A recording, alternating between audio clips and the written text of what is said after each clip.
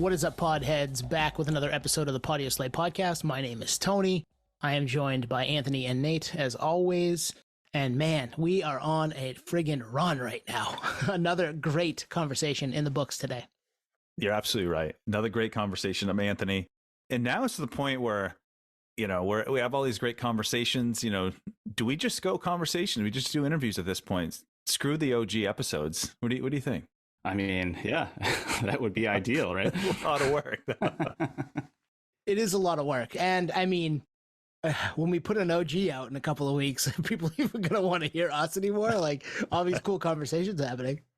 Actually, I'm going to interject because the interview we just had, he was talking about certain things that we talk about, like really jumping into the details of a song and really taking the song apart and really geeking out on it. So I think the OGs with guests is still viable as well, right?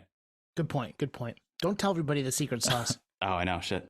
And if this is your first episode, we're obviously a music podcast. I would say at this point, half our episodes are with guests, interviews with musicians or people adjacent to the music industry.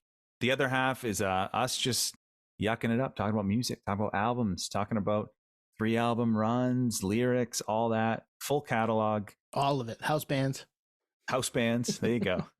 Yep. Geek Fest. We're the lunch table in the corner, just nerding out big time. Yeah. Continuing to do it. Nerds of the bar. It's what we do. We love having the conversations with the three of us, and we love when we get to talk to people like Josh Todd of Buckcherry, which we just wrapped talking to him. And they have a new record coming out at the end of this week on June 2nd. It's called Volume 10.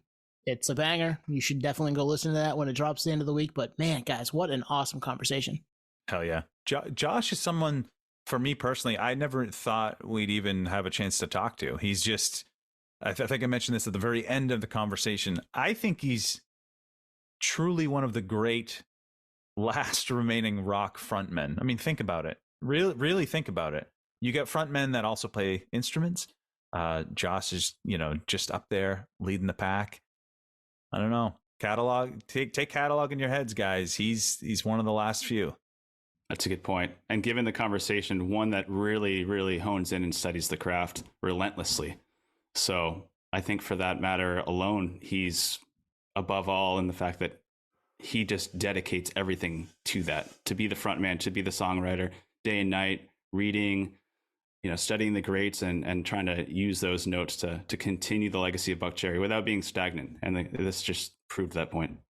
So we're going to get into it right now with Josh Todd of Buckcherry. All right, we are here with Josh Todd of Buckcherry. Josh, how are you today? I'm great, man. Just about to release this new record, our 10th record, Volume 10, June 2nd. And, we did like a month with Skid Row, and then we did some of our own shows, and now we're home for about a week and a half. Then we start really grinding, because the record's about here. And we're just really excited because we've been sitting on this record since October of last year. So it's nice to have it finally hit the streets. Hell yeah. And we, in prep for this, we've listened to it. We get a bunch of questions about the record, but just looking at you guys as a whole, and we have these things called band vantages and bandicaps on this podcast. So like if you got a bad band name, we call it a bandicap, but Buckcherry all day, band vantage. It fits you guys, it fits the sound. It's one of the best things out there when it comes to that. Yeah, it's very hooky. And that's all we wanted, a name that you could remember that, had a vibe. And, it's basically Chuck Berry backwards, so you can't go wrong with that. I didn't even think of that. That's awesome. I learn something every day. Yeah. That's cool. Yeah. Speaking of Chuck Berry, I don't think he was there with us, but we were in the same outdoor field way, way back in the day in another world, another dimension. We were both at Woodstock 99. Oh, let's go. That was man. I got to meet James Brown that day. That was a dream come true for me. Oh, that's awesome, man. Hell yeah. Yeah. And then, we played the first night of Friday, and then we left because we had shows to do, and we missed all that craziness, I saw the Netflix thing on it. It was kind of a sad deal, what it turned into. Oh, yeah. It's unfortunate.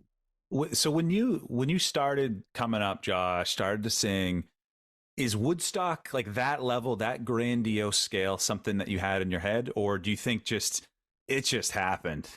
Yeah, it was always something I had in my head. I dreamed big, when I dream, wanted to be the biggest I could be, you know, as far as you know, I wanted to be in one band for my whole career and make a catalog of music. That's what I dreamed about. That's what I'm doing, you know. Of course, it didn't happen overnight. You know, I was banging it out since I was 15, and I had a band prior to this called Slamhound, and I was in that for like 4 years, and really loved that band too, you know. But we were hell on wheels and just a fucking train wreck, you know. You know, it's probably a blessing in disguise it didn't happen, because if it would have, probably been dead, you know. Like Buckcherry didn't. My professional music career didn't start till I was 26. And that's a little later than most too. But 30 years in the biz. I mean, you've been around the block. 10 albums in now. That's wild. Yes. Yeah, I worked really hard for that. This whole band and organization, crew, and you know, record label. Yeah, everybody in this game, the Buckcherry game, has put in the time, and it's really cool to see it come to this point, you know. I mean, we get so caught up in touring and making records and going out and touring and promoting that you lose sight of like where you're at, and then you go, hey, this is like a really cool moment. This is your 10th record. Let's talk about this. You know, when my manager is explaining this to me, I'm like, fuck it. You know, 10th record, 24 years on the game. You know, I'm finally kind of taking it all in. Well, it is rare. Like, we were trying to take inventory. Like, we talk music all the time on this podcast, but take inventory of just modern rock bands that are not only still active, but still putting out good music. Because there's, you know, it can get dicey, right? With some of these legacy acts where. Yes, it can. You know, and so I don't know. Like, how do you keep it going? Like, what is your motivation? I mean, how do you stay creative? For me, I think you got to continue to work that muscle. You know, I think bands that go years and years and years without dropping a record, it's only going to make you rusty, you know, with your songwriting and everything, your timing. And so, I mean, very few bands can do it. Some guys can do it. I don't know. I'm either all in or all out. That's just the way I operate. So I love that. You know, as long as I'm doing it, we're making records, you know, on a consistent basis. And I feel like Hellbound and Volume 10 are our best records today, you know. So it's just getting better. You know, we're finding out new things about ourselves because we continue to challenge ourselves and push ourselves, you know, at the ripe old age of 52. You know, I'm like, it's, you know, I think it's very important just to remain teachable, you know, and that's what I try to always be. And that's what Stevie's like. And I like that. And, you know, so I always want to learn some kind of new little department of my voice that I haven't put on a record that is, you know, or some new part of my range, or, you know, my lyric writing is getting better, you know, the hooks, how I put it together, the arrangements, everything is, I'm fine tuning everything, and it takes a long time, you know. So, I mean, we wrote a 10-song record and we wrote 25 songs, you know, so, and same thing with Hellbound, and we wrote 28 songs. And so you gotta be thorough, you know. I don't know. I just always loved writing music. I love creating something from nothing too. You know, making a record. You start with just a clean slate, and you see where you're at, and that's exciting for me, you know, to this day. And you said something that I think makes us all appreciate people like you, which is there's no complacency. Even though you've been in the game for such a long time, you're still learning. You know, the harder you work, the luckier you get. The music, like you said, is getting better. You're putting out your best output, you know, in a few weeks here, or this week for that matter. So it just, you know, it makes me think, and all of us really, because we all sing in the shower, we all sing in the car and everything. But when did you realize, like, for yourself, like, I can actually fucking do this, man? Like, I think I'm going to go for it. Clearly it was at a young age. Yeah, you know, I'm a native Californian. I was born in LA. I grew up in Orange County, and so as a kid, I was a surfer and a skateboarder. You know, I was dedicated to surfing. That's what I wanted to do.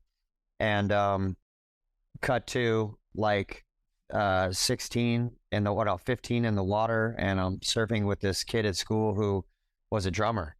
And there was only one band in our high school, and he's like, "Hey, man." And, you know, I had a huge music collection. I was really into punk rock and independent labels. And, you know, he knew that I had this music collection. And I also was into creative writing. You know, I wrote poetry and just anything. You know, I had a knack for just writing words. And so he's like, "Hey, we need a singer. You want to come down and audition?" I wasn't singing. I don't know why he asked me, you know.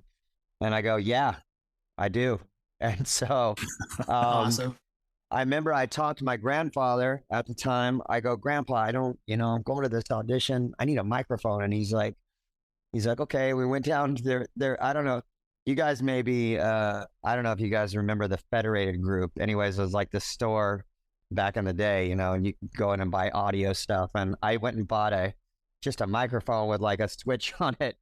And it had a hard cord on it already. It wasn't even like, you know, XLR. It was like, it already had a cord. And I didn't know what the fuck I was doing. You know, I just went down there and there was no PA. I plugged it into a guitar amp, you know, Nice. and I started screaming, you know, and my voice was all distorted, but, you know, I was, you know, very fired up, you know, and so we started doing like covers, and, you know, I was singing covers, and for some reason I just stopped everything. And I was like, you know what, fuck these covers. Let's write an original song, you know, and I just started kind of conducting the rehearsal. And I was like, I asked the guitar player, I go, "You got any riffs?" And he's like, "Yeah, I got a riff." And he throws out a riff, and I go, "That's cool." And I got down on the ground and I just started writing words and melodies. Like I had never done this before, you know. I wrote this song, "Bandana Rosanna," and Nice. we just ripped it out. It was a little punk rock song, and it was just in that moment. I don't know what they were thinking, but in that moment for me, I had this like moment. I'm like, this is it. This is all I want to do. You know, this is amazing. You know, and so I didn't even care if I didn't get the gig. I left there just on a high, you know, and they wanted me in the band. And so I started working, and I started really working on my voice because I didn't have a voice, you know. So that's when I started developing my voice, because I already knew how to like put words down and create songs. You know, I could do that. And, you know, surfing kind of went in the back seat, and it was all about music. And I was just, you know, on 11 until now. Well, I would say that it worked out, obviously, right? I mean, we're It talking did, you know, here. I mean, a lot of stuff, but yeah, you know, back then, you know, we were too young to play clubs, so we played house parties in Orange County, and we would do originals and covers, and it was nuts. You know, we get an older brother or sister, and we pool our money together and buy a keg of beer and charge $3 at the door, you know, at the backyard door, and set up in somebody's living room or backyard, and we would play till the cops come, you know, and we all made money too, you know, because we would buy a keg for cheap and sell for $3 a cup, and you know, we always made money. It was good time.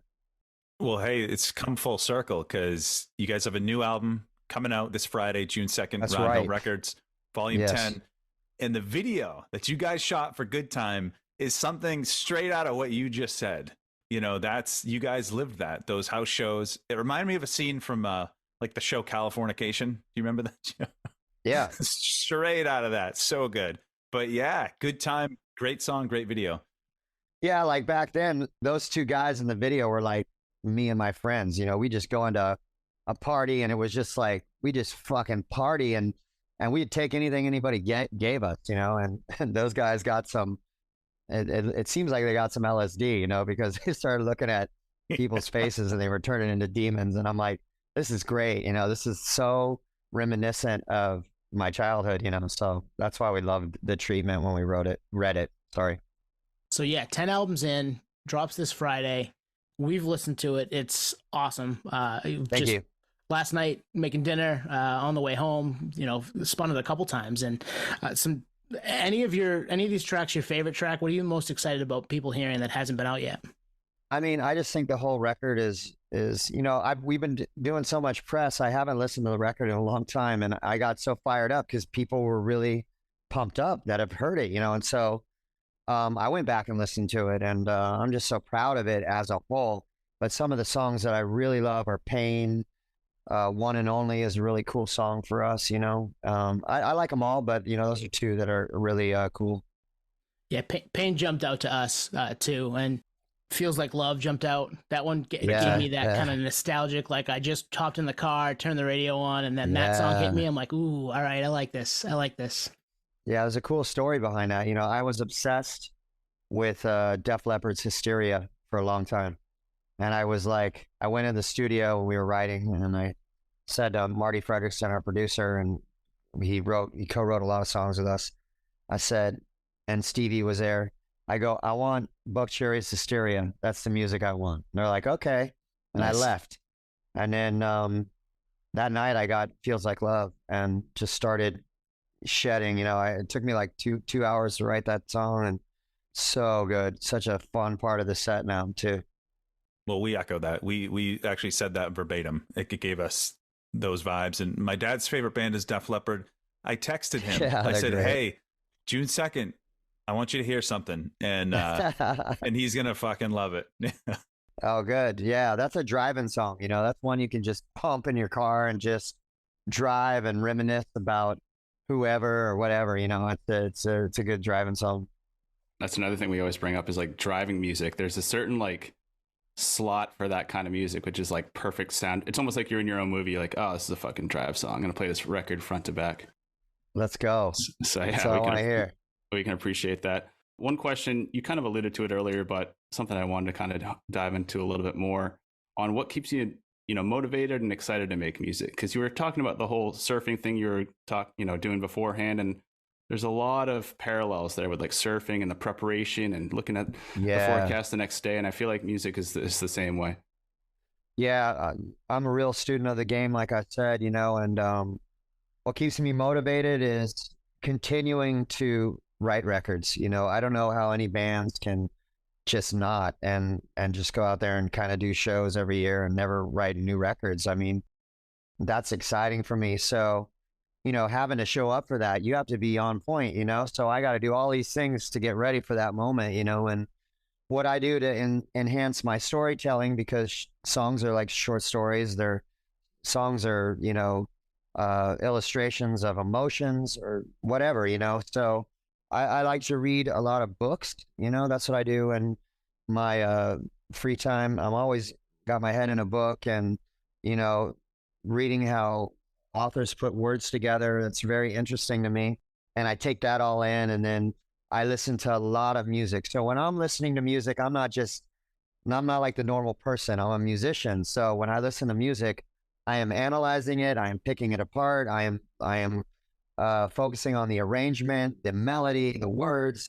It's very hard for me to just hang out and not like pick apart any song that's on the radio. And that's any genre, pop, hip hop, country, anything, so I learned from all that. So, for me to be like, to be a good songwriter, I want to listen to hit songs. That's what I want to listen to, because I want to be a hit songwriter, so I only listen to hit songs, and that's what I do. And I listen to a lot of pop music because it's vocal driven, it's melody driven, it's written by the best songwriters in the world. So that's something that I listen to a lot. I listen to a lot of hip hop because it's dangerous, and I like that element, hip hop intimidates me sometimes, and I need to be intimidated.